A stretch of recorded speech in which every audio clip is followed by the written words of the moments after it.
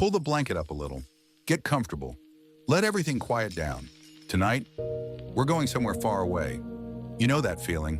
When you lie under the night sky and just stare, the stars look so full, but at the same time, everything feels strangely empty, like the universe is holding its breath. There's a name for that, the Fermi Paradox. But tonight, let's just call it the silence. And it's kind of beautiful. The universe is about 13.8 billion years old. That number is so big it almost stops meaning anything. If every year were a second, it would still be ticking for over 400 years straight. And in all that time, with stars being born and dying, galaxies drifting slowly through the dark, we've heard almost nothing, just silence. There are more stars out there than grains of sand on Earth. Think about that. Every beach, every desert, all combined. And around many of those stars, there are planets, maybe oceans, maybe something moving beneath the surface. And still, not a single clear signal has reached us. The universe is huge, about 93 billion light years across. Light from the edge of it has been traveling since the beginning of time, and it's only just getting here. Even light takes its time. And here's something strange. Space doesn't carry sound. If two stars collided right next to you, there would be no noise, no explosion, just light and motion in total silence. Silence isn't just part of space, it's built into it. Our galaxy alone has hundreds of billions of stars, and there are trillions of galaxies beyond it. We've been sending out radio signals for just over 100 years, tiny whispers into something unimaginably vast, and we're still waiting for anything to whisper back. In 1960, a scientist named Frank Drake pointed a radio telescope at nearby stars and just listened for hours, days, nothing. But he kept listening anyway, because sometimes listening itself feels like hope. The closest star to us is over 4 light years away. Even with our fastest technology, it would take tens of thousands of years to get there. Space isn't just empty, it's distant. There's this idea called the Great Filter. Somewhere between simple life and advanced civilizations, there might be a barrier. Something almost nothing gets past. We don't know if we've already passed it or if it's still ahead. Tonight, let's not worry about that part. Water is everywhere in the universe, floating between stars, locked in ice, hidden under the surfaces of distant moons. The ingredients for life are common, but life itself, quiet. There are oceans beneath the ice on moons like Enceladus and Europa. Vast, dark oceans, untouched for billions of years. Maybe something moves down there, or maybe it's just still. No confirmed visitors, no messages decoded, no clear signs. The sky has stayed empty, beautifully empty. Some scientists think life like ours is just incredibly rare, that Earth got lucky in 1,000 different ways. A calm star, a stable orbit, a protective atmosphere, a quiet place where life had time to grow. The universe is still expanding. Everything is slowly drifting apart. In the far future, galaxies will move so far away that the night sky will go dark.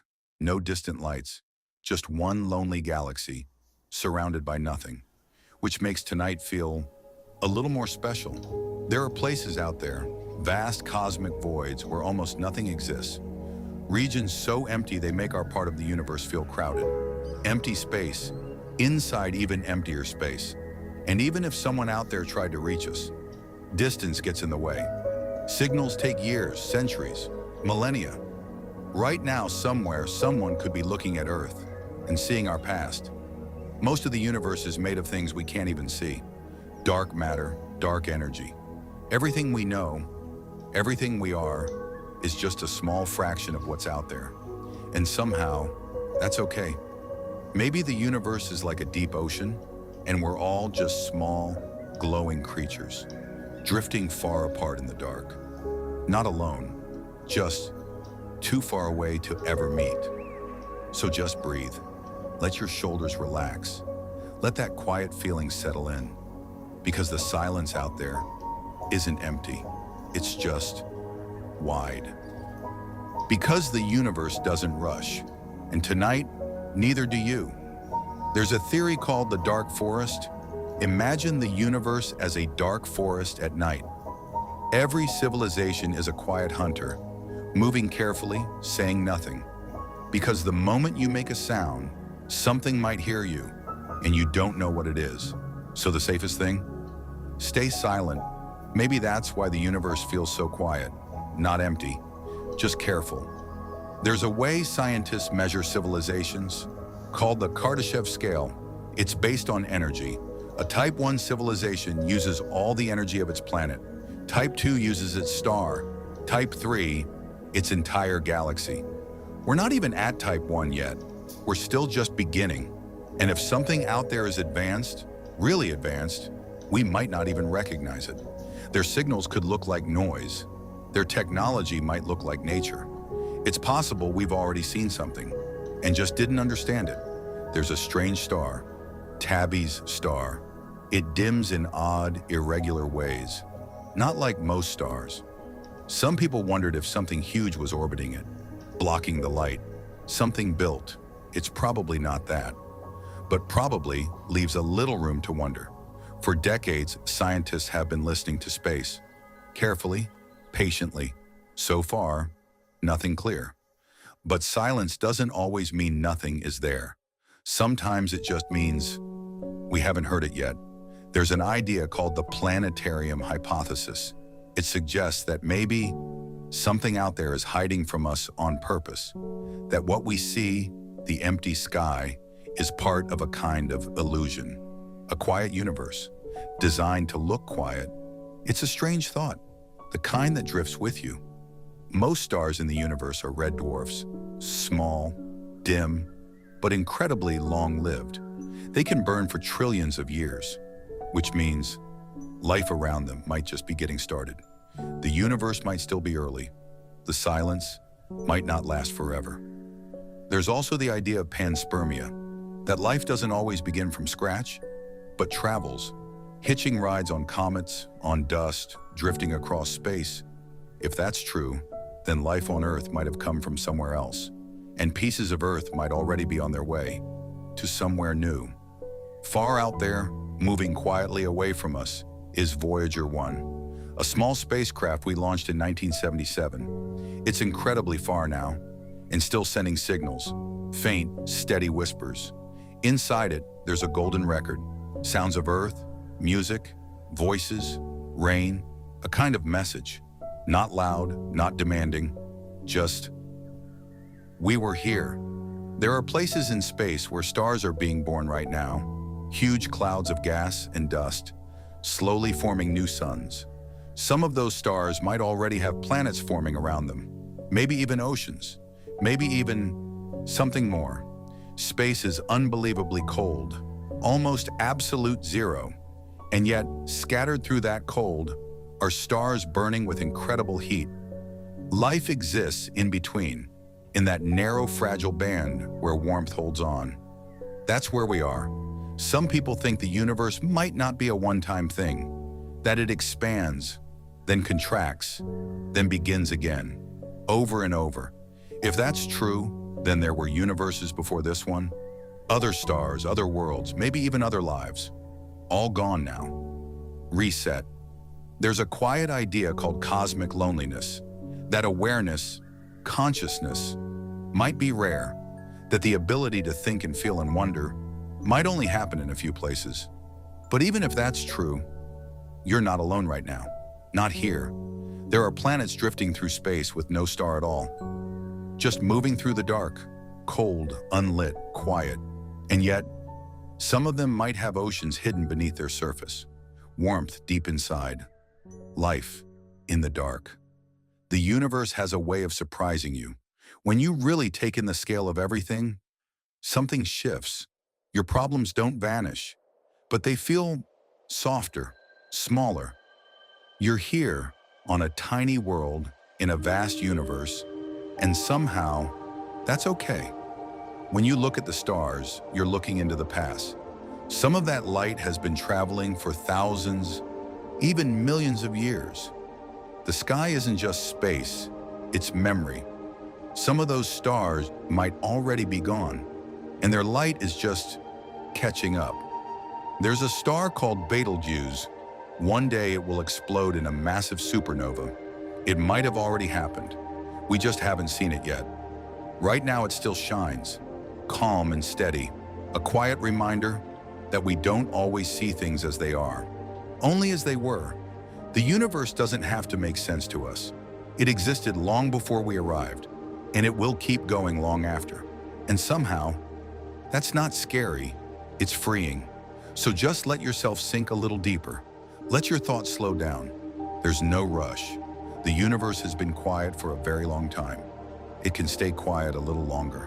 While you rest, we'll finish this together. If you've made it this far, you're probably very, very close to sleep. And that's good. That's exactly right. Let these last facts drift over you like the universe itself, vast and slow and full of wonder. Let's finish this. There's a theory called the simulation hypothesis. It suggests that what we call reality might be a computational simulation run by an advanced civilization. If that's true, then the silence of the universe might have a very simple explanation. The simulation only renders what we can observe. Everything else is just unloaded, dark, quiet, waiting to be seen. The human brain has roughly 86 billion neurons. The observable universe has roughly 200 billion trillion stars. And yet, the large-scale structure of the universe, the way galaxies cluster in filaments and nodes, looks almost identical to the structure of a human brain under a microscope. The universe looks like it's thinking, or maybe we look like a universe thinking about itself. There's a place called the cosmic web. It's the largest known structure in the universe, a vast network of filaments made of dark matter and gas, connecting galaxy clusters like threads in an enormous ancient tapestry. It stretches across billions of light years, and it is, for the most part, completely silent. The biggest thing that exists, and it makes no sound at all. Some physicists believe there are other universes, a multiverse, an infinite collection of universes, each with slightly different laws of physics, different constants, different outcomes. In some of those universes, the conditions for life might never arise. In others, life might be everywhere. In one of them, maybe, the universe is not silent at all. Maybe in one of them, the sky is full of voices. The concept of deep time is one of the most sleep-inducing ideas in all of science. It refers to the vast, incomprehensible timescales of geological and cosmic history. The dinosaurs went extinct 66 million years ago. The Earth is 4.5 billion years old. The universe is 13.8 billion years old, and the universe's projected lifespan stretches into the quadrillions of years. We exist in the tiniest sliver of time, a brief, warm flicker. There's something called the heat death of the universe, the idea that eventually, in the unimaginably distant future, all energy will be evenly distributed.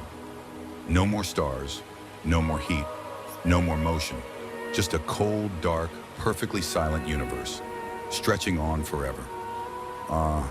The final silence, the last quiet. But that's so far away, it barely deserves a worry. Right now, the universe is young. Stars are burning, planets are forming. Somewhere, maybe, something is looking up at its sky for the very first time and feeling that same strange, heavy wonder that you feel when you look at yours. We are not at the end of the story. We might be right at the beginning. There's a phenomenon called gravitational waves. When two massive objects, like black holes or neutron stars, collide, they send ripples through the fabric of space-time itself. We detected them for the first time in 2015. The universe was speaking to us in a language we didn't know existed for billions of years before we finally learned to listen. Maybe there are other languages we haven't discovered yet. Black holes are regions of space where gravity is so strong that nothing, not even light, can escape. They are, in a sense, the universe's most perfect silence. Not just quiet, but consuming quiet, pulling everything in and letting nothing out. And yet even black holes eventually evaporate. Slowly, over trillions of years, they release energy in tiny whispers called Hawking radiation. Even the deepest silence eventually speaks. There's a moon of Saturn called Titan. It has a thick atmosphere, lakes of liquid methane, and weather patterns. It rains on Titan, not water rain, methane rain, slow, heavy drops falling through an orange sky onto a cold alien shore. And somewhere on that shore, in that silence, something might be sitting, waiting, wondering, or maybe just existing quietly. The James Webb Space Telescope, launched in 2021, can see galaxies that formed just a few 100 million years after the Big Bang. It's looking back in time further than any instrument ever has. And what it's finding is that the early universe was already complex, already full of structure, already in some ways already old. The universe hit the ground running, and we're only just catching up. There's a concept in physics called quantum entanglement. Two particles, once connected, remain connected across any distance. Change one, and the other responds instantly, faster than light. Einstein called it spooky action at a distance. The universe is full of invisible connections, things that are linked across impossible distances in silence, without any signal we can detect. The Andromeda Galaxy is heading toward us. In about 4.5 billion years, it will collide with the Milky Way. Two galaxies, each containing hundreds of billions of stars, merging slowly over hundreds of millions of years. And yet, because the distances between stars are so vast, almost no stars will actually collide. It will be a merger of two silences, vast and slow and beautiful. There's a type of star called a magnetar. It has a magnetic field so powerful that if one were to pass within 1,000 kilometers of Earth, it would erase every credit card, disrupt every electronic device, and potentially alter the chemistry of our cells from 1,000 kilometers away. And yet from a distance, it just looks like a quiet little dot of light in the sky. The universe contains about 10 to the power of 80 atoms. That's a 1 followed by 80 zeros. Every atom in your body was forged inside a star. You are, quite literally, made of the universe looking at itself. Every breath you take is stardust moving through stardust. Every thought you have is the universe becoming aware of its own silence. There's a researcher named Jill Tarter who spent decades leading SETI, the search for extraterrestrial intelligence. She once said that we've searched a cosmic ocean, and so far we've only sampled a single glass of water. The search has barely begun. The silence we've heard so far is the silence of one glass. The ocean is still out there. Some scientists think that the first contact with extraterrestrial intelligence, if it ever happens, will not be a dramatic radio signal or a spacecraft. It will be something subtle, a pattern in data, an anomaly in a star's light, a chemical signature in a distant atmosphere. It will be quiet, it will be easy to miss. It will require someone paying very close attention. The universe is about 13.8 billion years old, but the first stars didn't form until about 100 to 200 million years after the Big Bang. Before that, there was a period called the Cosmic Dark Ages. No stars, no light, just hydrogen and helium gas, slowly cooling, slowly clumping, in absolute darkness. The universe began in silence and darkness.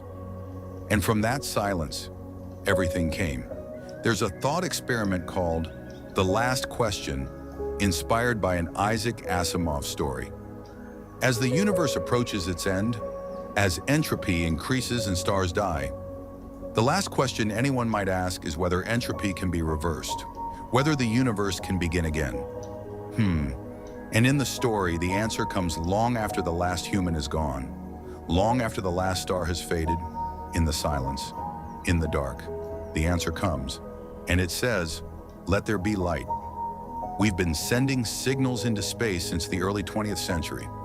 Radio waves from our first broadcasts are now about 100 light years away, expanding outward in a sphere.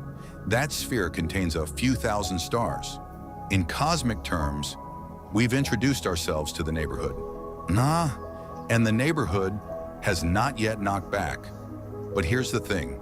Here's the thing that I want you to carry with you as you drift off tonight. The silence of the universe is not proof of emptiness. It is not proof of loneliness. It is not proof that we are alone. It is simply silence. And silence, as you know, as you're feeling right now, can be the most peaceful thing in the world. 100 facts. 100 quiet, sleepy, wonderful reasons to wonder about the universe. And here you are, still here, still breathing, still warm. The universe is 13.8 billion years old, and it has been silent for most of that time. And in that silence, on a small blue planet, around an ordinary star, in an unremarkable corner of one galaxy, among 2 trillion, you exist. You wonder. You look up. That's not nothing. That's the most remarkable thing in the universe. So close your eyes now.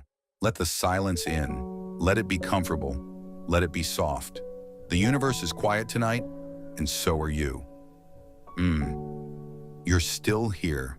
That's okay. Some nights, sleep takes its time. Some nights you just need a little more quiet, a little more stillness, a little more universe to carry you the rest of the way. So here we are. One more part, just for you, just for tonight. Let's go a little deeper. There's something called the observable universe. It's not the whole universe. It's just the part we can see, the bubble of space from which light has had enough time to reach us. But the full universe, the actual universe, might be infinitely larger. Infinitely. What we call everything might be the tiniest fraction of what actually exists. The silence we hear might be the silence of one room in a house with no walls. Neutron stars are what's left behind when a massive star explodes. They're incredibly dense. A teaspoon of neutron star material would weigh about 1 billion tons. And they spin. Some of them spin hundreds of times per second, sending out beams of radio waves like cosmic lighthouses. We call them pulsars.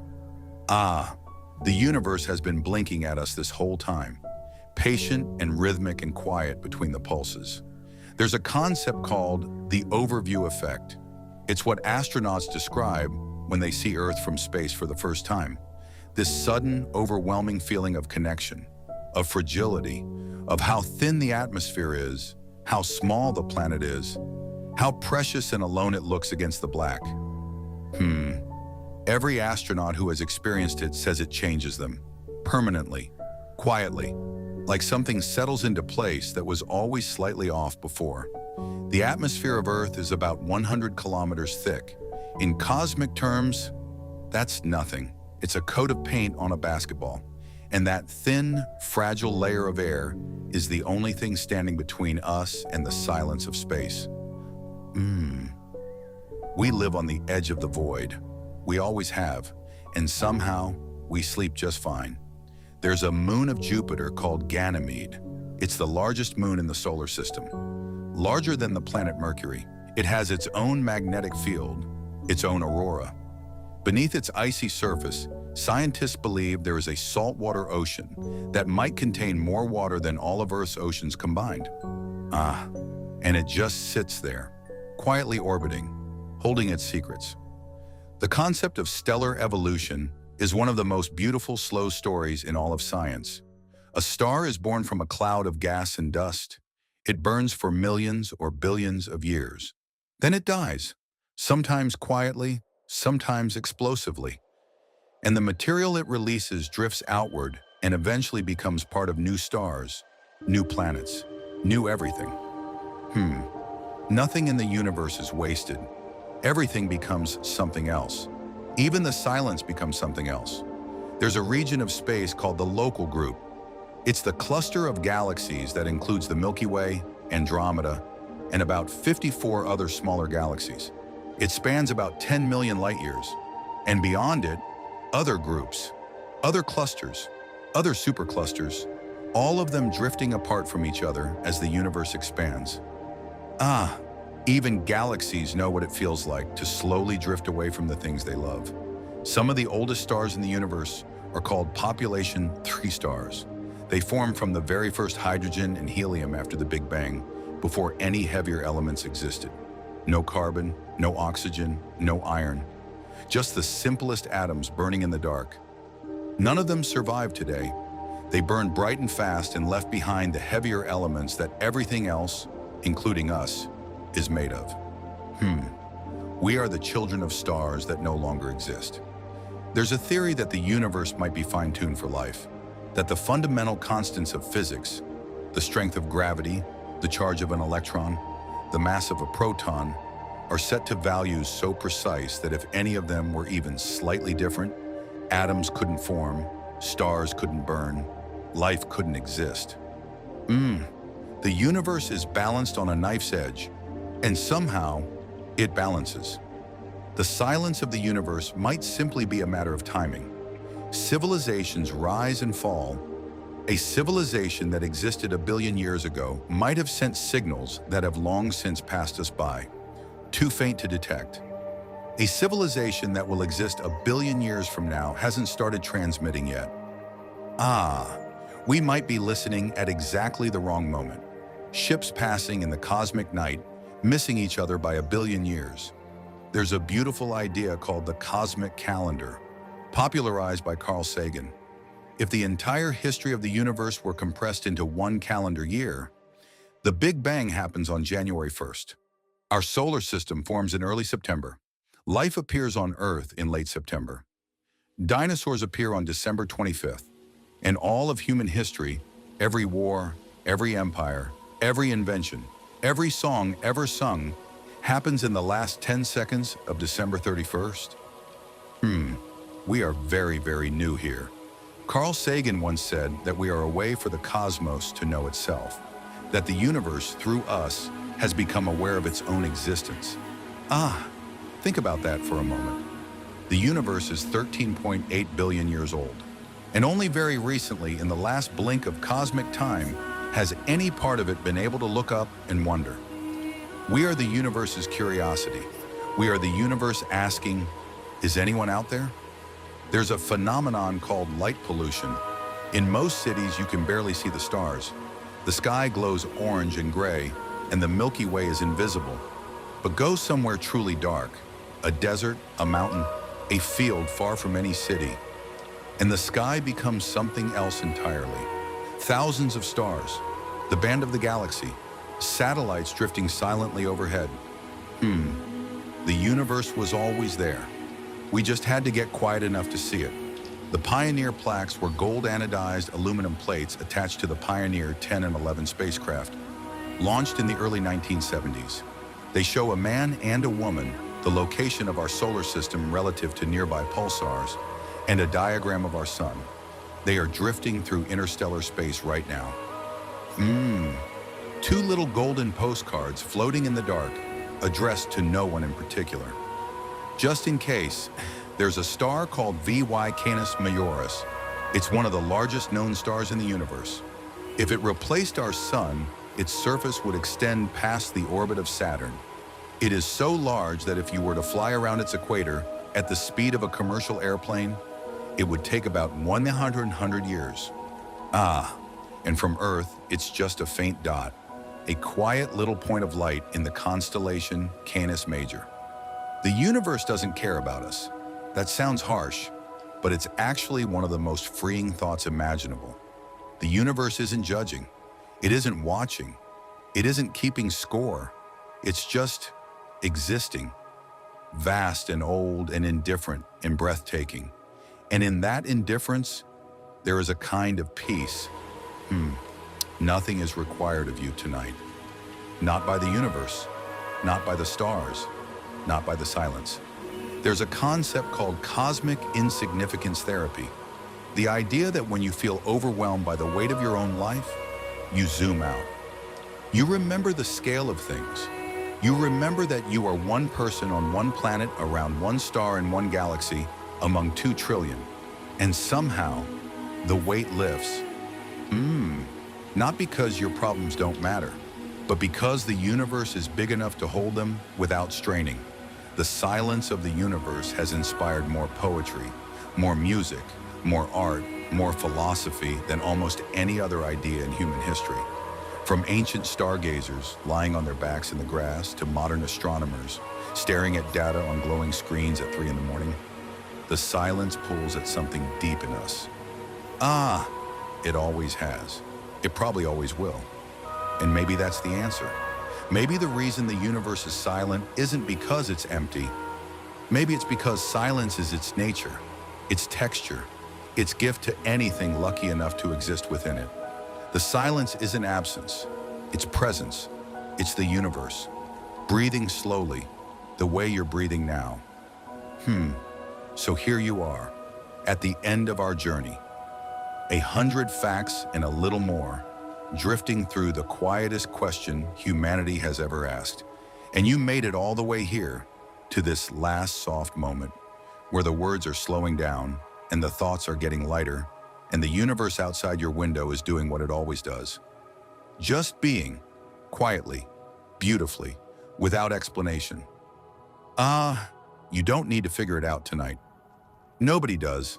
The universe has been silent for 13.8 billion years, and it isn't in any hurry to explain itself.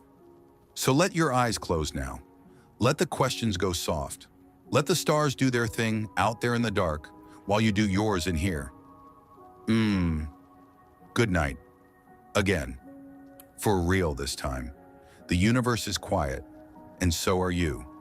And that is exactly, perfectly, wonderfully enough. Wonderfully enough.